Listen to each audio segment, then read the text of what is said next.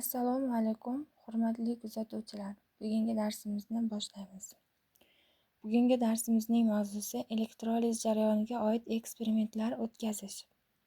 Darsimizga reja tuzib olamiz va mavzuyimizni davom ettiramiz. Elektroliz jarayonining asoslari: eksperiment, elektrolit tanlash, suyuqlanma va eritma elektrolizi. Elektroliz jarayonining asoslari: elektroliz jarayonida tajribalar o'tkazish, elektr toki va suyuqlikning o'zaro ta'sirini o'rganishga yordam beradi. Bu jarayonning asosiy tamoyili hisoblanadi. Eksperimentlar orqali elektrolit va elektrodlarning xususiyatlari aniqlanadi. Harorat va kuchlanishning ta'siri tahlil qilinadi. Natijada vizual ravishda ko'rsatiladi. Shu tarzda elektroliz tushunchalari va jarayonning amaliy qo'llanmalari yaxshiroq tushuniladi. Ilmiy va sanoat sohalarida muhim ahamiyat kasb etadi. Eksperiment, elektrolit tanlash. Elektroliz jarayonida eksperimentlar o'tkazishda turli elektrodlarni tanlash muhimdir. Bu jarayonda tanlangan elektrolitlar elektroliz samaradorligini belgilab beradi.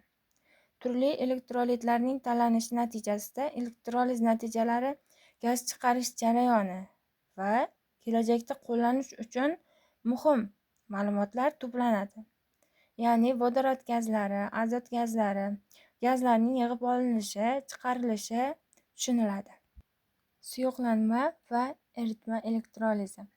Elektroliz jarayonida qattiq va eritma elektrolizasi o'tkazish tajribalarida elektr toki va elektrolitlar ta'sirida o'rganiladi. Reaksiyalar va mahsulotlar aniqlanadi. Elektrolitlarning o'zaro ta'siri. Eksperimentlar orqali elektrodlarning tarkibi va konsentratsiyalarining ta'sir qilinishini kuzatamiz. Bu elektr o'tkazuvchanlik va reaksiya sifatini aniqlashda muhim ahamiyat kasb etadi. Elektrolizda olingan natijalar yordamida reaksiya shartlari, ya'ni elektrod materiallari va jarayon parametrlarini optimallashtirish mumkin. Bu texnologik rivojlanishga xizmat qiladi. Amaliy qo'llanishlar. Elektroliz jarayonida eksperimentlar o'tkazish mumkin bo'lib, amaliy qo'llanishlarni yaxshiroq tushunishga yordam beradi.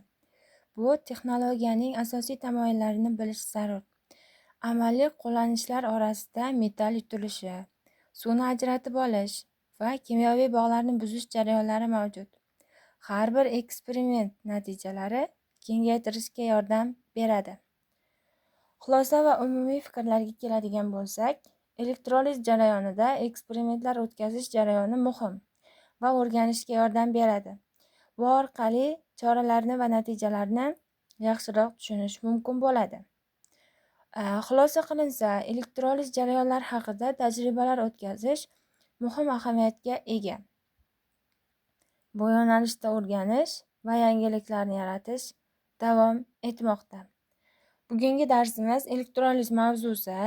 Bu mavzuda ya'ni moddalarning suyuqlanmasi yoki eritmalarning ionlarga ajralish holati kuzatiladi. Bunda moddalar ionlarga ajralish natijasida anioni va kation moddalar hosil bo'ladi.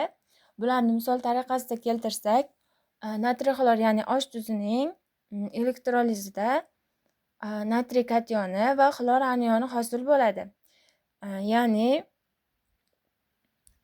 natriy musbat ko'rsatkichda, xlor esa manfiy ko'rsatkichda bo'ladi. Bugungi darsimizni nihoyalab, bugungi darsimiz o'z nihoyasiga yetdi. E'tiboringiz uchun rahmat.